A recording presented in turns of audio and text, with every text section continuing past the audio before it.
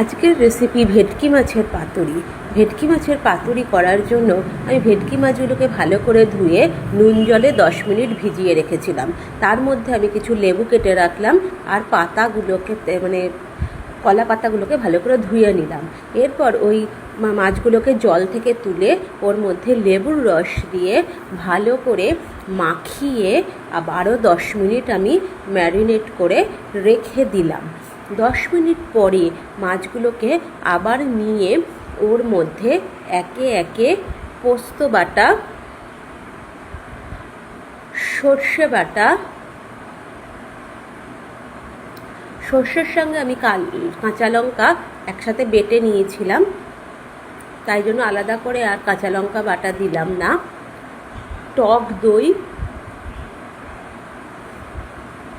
তারপর দিলাম ওর মধ্যে লবণ, হলুদ এবং বেশ কিছুটা কাঁচা সর্ষের তেল দিয়ে এইবার পুরো মিশ্রণটাকে ভালো করে ওই মাছের মধ্যে মাখিয়ে আরও প্রায় 10-15 মিনিট ম্যারিনেট করে রেখে দিলাম। ইতিমধ্যে আমি ওই কলা পাতাগুলোকে ভালো করে সেঁকে নিয়েছিলাম আগুনে, সেটা আর ভিডিও করা হয়নি। এরপর আমি একটা করে কলা পাতা নিয়েছি, ওর মধ্যে ম্যারিনেট করা মাছ একটা করে এবং তার সঙ্গে একটু মশলা তুলে দিয়েছি, ওপর থেকে একটা করে কাঁচা লঙ্কা দিয়ে দিয়েছি, দিয়ে তার ওপর দিয়ে একটু করে কাঁচা সর্ষের তেল ঢেলে দিলাম।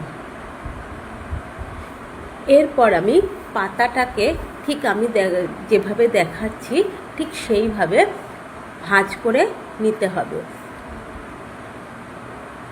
ভালো করে আমি হাতটা ধুইনি বলে একটু প্রবলেম হচ্ছিল, যাই হোক আমি ভালো করে এটাকে মুড়িয়ে নিলাম। নিয়ে একজন আমাকে ধরে একটু সুতোটা বেঁধে দিয়েছিল, কারণ সুতোটা বাঁধতে গেলে আমাকে আবার হাত ধুতে যেতে হতো, তাই জন্য এইভাবে ধরে দাঁড়ালাম, সে সুতোটা বেঁধে দিল। এইভাবে প্রত্যেকটা ভেটকি মাছ একটা একটা করে নিয়ে এইভাবে তৈরি করে নিয়েছি। বন্ধুরা, তোমাদের যদি আমার রেসিপিটি ভালো লেগে থাকে তো লাইক, কমেন্ট এবং শেয়ার করো, আর পারলে আমার চ্যানেলটাকে সাবস্ক্রাইব করে দিও। দেখো এইভাবে আমি বেঁধে দিয়েছিল, খুব সুন্দর করে বেঁধেছিল, যার জন্য খুলেও যায়নি। এরপর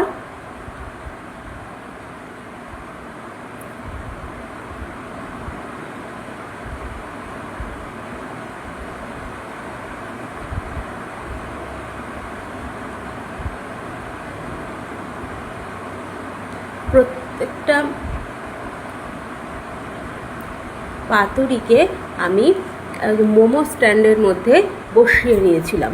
যাদের মোমো স্ট্যান্ড থাকবে না তারা ওই ফুটো থালাতে করে নিচে কড়াইতে জল দিয়েও বসাতে পারো। যাই হোক এইভাবে নিচে জল দিয়ে আর ওপরে মোমো স্ট্যান্ডের মধ্যে পাতুরিগুলো দিয়ে এইভাবে বসিয়ে দিলাম ভাপে ভাপে। ওটা প্রায় হয়ে গেল। এরপর গরম গরম ভাতের সাথে পরিবেশন করলাম। তোমরা বলো বন্ধুরা কেমন হয়েছে।